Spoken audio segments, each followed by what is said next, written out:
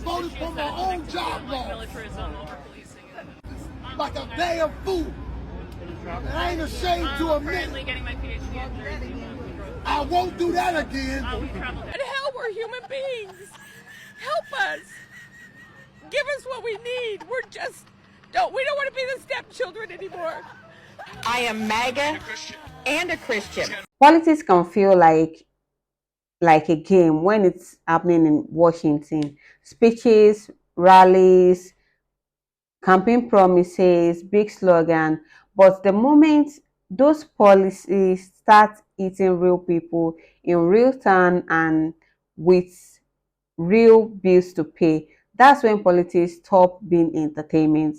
That's when it becomes personal. Right now, in the part of Alabama, some supporters of Donald Trump are experiencing deep frustration. Some are saying the policy they supported are now affecting their own communities. And suddenly the conversation is changing, because it's one thing to cheer for a policy, but it's a completely different thing when that policy land on your doorstep. And what we are seeing right now might be one of the most important political lessons unfolding in America. But before I break this down, I want you to watch some of these clips I'll be showing you carefully. Listen to what these voters are saying. Pay attention to the emotion, frustration, because once you see these clips, the conversation we are about to have is going to be more serious. So let's go ahead and watch it. It's time to speak up. Well, it appears the joke's on me. It appears I have been the biggest fool alive. You see, before the last couple of days, I knew that there was a segment of MAGA who just hated, who just wanted to burn the world down, and they don't care who they hurt. In the meantime, I knew there was that section, but I really, really thought that most of MAGA just didn't get it. I really thought they just didn't understand. They didn't understand economics because it's complicated. They hadn't studied Project 2025, so they didn't know what was coming. But I really thought when he got in there and started doing the things that hurt so many people, that they would realize, and that they would. But they don't care. Y'all have been telling me this for 2 months, and I kept saying, no, we just have to explain it to them. We just have. Now, I know there are a few, and I thank you guys. You make it worth sticking with this. But over the last couple of days, I have realized that the majority of Republicans do not care how many people are hurt. And they are exactly what Palpatine said. They're the ones he was talking about when he said he could unalive someone in public and they would still vote for him.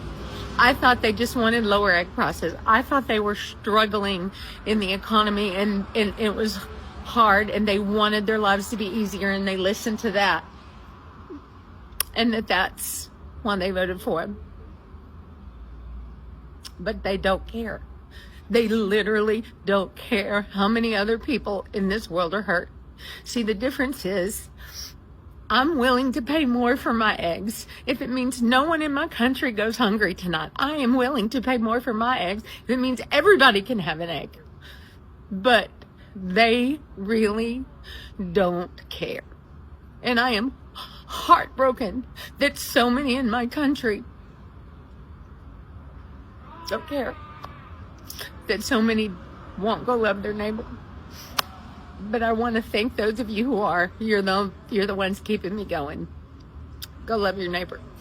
And hell, we're human beings. Help us. Give us what we need. We don't want to be the stepchildren anymore. I am MAGA and a Christian. Alabama residents are going to see a $100 increase in their utility bill directly because of Donald Trump's policies. But the best part, the utility company is sending them letters letting them know it's Donald Trump's fault. Now, this is in Huntsville, Alabama, and Huntsville Utilities sent a letter to some of its customers letting them know this. You could pause if you need to, but they are going to receive a $100 increase because the grant that reduced their bill by $100 is being rescinded by Donald Trump. If you feel hopeless right now, I'm here to say some Trump supporters are actually regretting their votes. Estimates as high as 1 in 4 people who voted for Trump regret their votes. And on anonymous forums like Reddit, people have poured out their feelings about how much they regret voting for him. People like farmers who have been upset that they're not getting support and money is going to Argentina instead of them. Young voters who feel manipulated by the MAGA movement.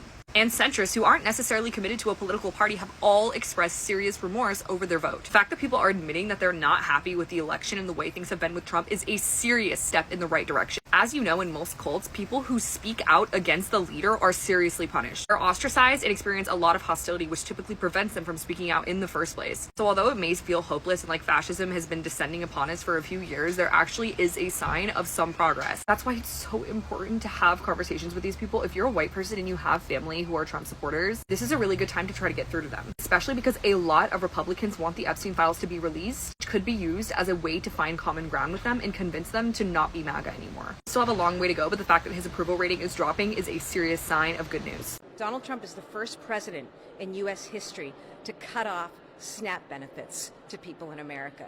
So as of the end of next week, SNAP benefits are going to be frozen. They go away, and that affects millions and millions of people in America and certainly in Massachusetts. We're currently evaluating what we can do.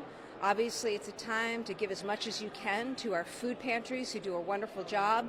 I'll be meeting with my anti-hunger strike force that I stood up a while ago to talk more with them about what we can do to feed families here. But it's unbelievable. The first time in American history that a president, during a shutdown, has cut off food to families. That's what's happening right now. It's a choice that Donald Trump is making. He can choose to reverse that. I strongly urge him to do so. Don't take food away from people. Don't take food off the table of Americans. We didn't vote for Trump because we wanted lower prices. We voted for him because we want him to make our country safe. This is the new level of cope that we are seeing from Trump supporters as they are so desperate to defend Donald Trump's actions. Even though Republicans were whining for months over how pricey everything was under the Biden administration, now that Trump is actually making things more expensive, they suddenly switch up real quick to talk about how they really just care about safety and they don't really mind. If there was no other policies that I agreed with, I would vote for Trump because he says drill, baby, drill. Can I tell you something? We are drilling more. We are taking more oil and natural gas out of the United States now than we ever have in our history. Trump is for drilling. He always says drill, baby, drill. He wants to be America energy dominant. And I've said that for years. The United States should be completely self-sufficient. But under the Biden administration, we're taking more gas out of the ground than ever in our history, right? I don't know. That is. But hey everyone, this is absolutely incredible. In some of my other videos, I talk about my Trump supporter neighbor and how she lost her job from the steel company because of the possible Trump tariffs and that they're closing some stuff down. So when I got home from work, I looked over and she was near the end of my driveway. She absolutely apologized and admitted that she was the one who stole my Harris signs during the election. She also thanked me for this small donation that I gave her. You know, I gave her some money because I felt so bad because she was hungry. And I also felt bad that she was working in the grocery produce section, peeling the extra skin off the onions, moving the cucumbers around, juggling the lettuce, the tomatoes. So, but she actually admitted that it was wrong to vote for Donald Trump. I cannot believe it. And she's going to take down the Trump signs. It's an absolute miracle. Finding out that one of your friends is a Trump supporter at this stage in the game is like a fucking it's got to be like a Interstellar level fucking plot twist. You know what I'm saying? Because it's like in real life too. You're like, at this stage in the game, what? Like, you know, like you would think like it's not even possible. Like there's no way I haven't vetted my friends successfully enough that this is a scenario that's happening to me in real life. You know what I'm saying?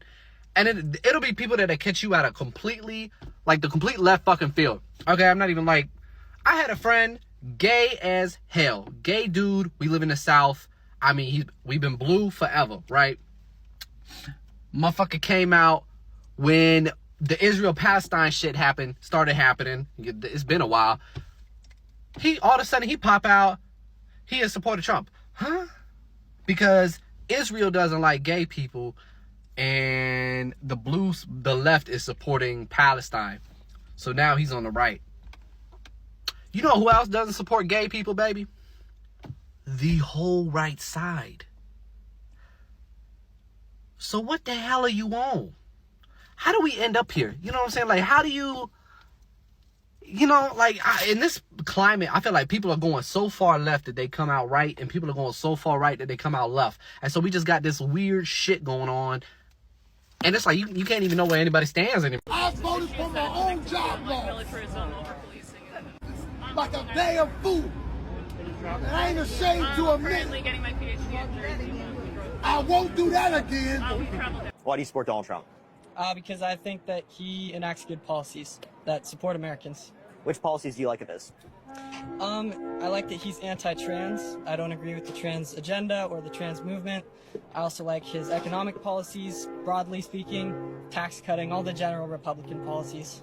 Okay, for sure. So do you agree with increasing taxes by imposing tariffs? That one I couldn't tell you, honestly. I'm not versed well enough on that. Should we hold him accountable for his 34 felonies? Trump supporters, I could really use y'all's help, man. Please watch this video. Please share it. Please repost it. I need to get some exposure. I'm making a 1-minute content video because me and my wife have just fell on really tough times. We are homeless at this moment, and I need to get as many people to watch this video as I can to the entirety. That's the only assistance I'm asking. Please, guys, give us a hand with this. And my medication, it runs $20,000 a month without insurance. I make $800 a month. Oh, that will kill me. That would kill my friends. That would kill millions of people in this country if they lose their health care. Now that you have seen those clips, let's talk about what is really going on here. Many voters in Alabama strongly supported Donald Trump, believing this policy would strengthen the economy and help everyday Americans. And like voters everywhere, they made that choices based on what they believe would favor their family. But now some of those same voters are experiencing frustration because certain policies are creating consequences they didn't expect. And that moment when expectation meets reality is when political reflection begins. One of the biggest problems in modern politics is that many policies sound powerful during campaign, but their real effects appear months or years later. Tariffs can affect local businesses, trade policy can affect farming communities, budget decision can affect healthcare, education, and jobs. And when those policies finally reach everyday communities, people begin to ask serious questions. Did we fully understand this policy? Some will even ask who actually benefits from them and who end up carrying the burden. These are not easy questions, but they are important ones. Like, they are very, very important.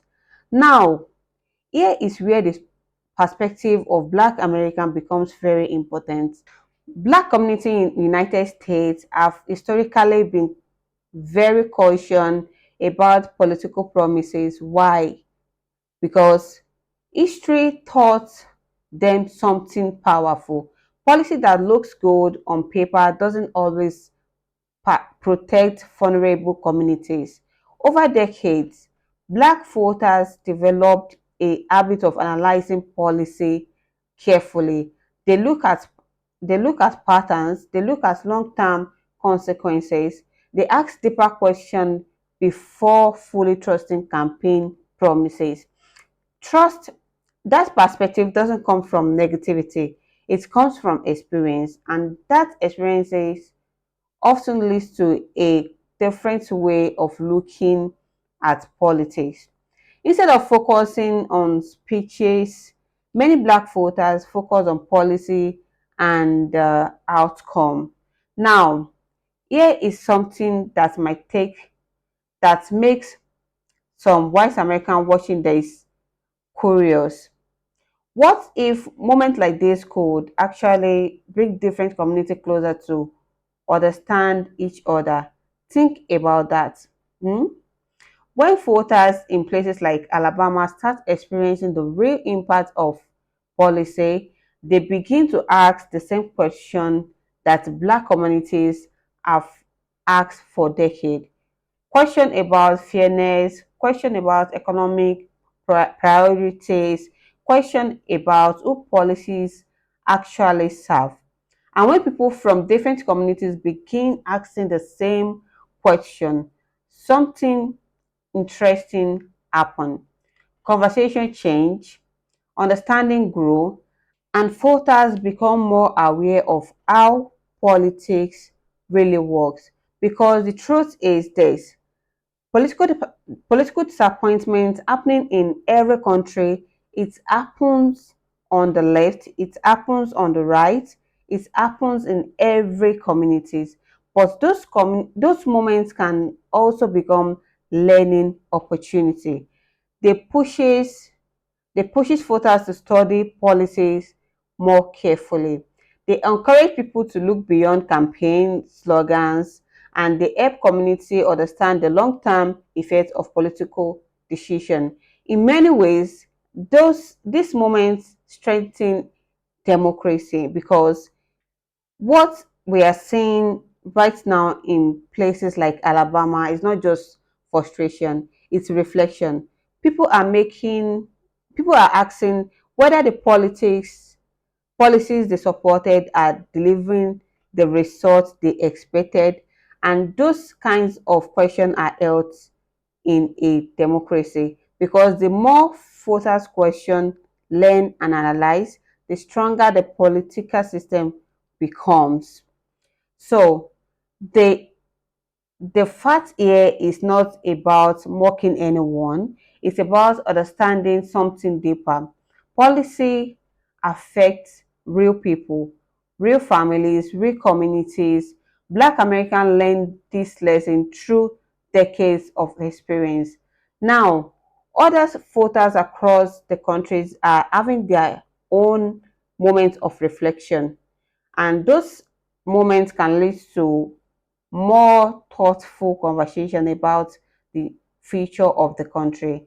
Because at the end of the day, politics isn't just about winning election, it's about how those decisions affect everyday life. Now, I want to ask from you, do you think voters across America are starting to rethink how policy affects their community? Or do you think political disappointment is simple? Is simply part of every election cycle? Drop your thoughts in the comment below, and if you enjoy conversation that go deeper than headlines, make sure you like this video and subscribe, because on this channel we don't just react to the news, we break down what it actually means for everyday people. And trust me, the conversation is only getting started.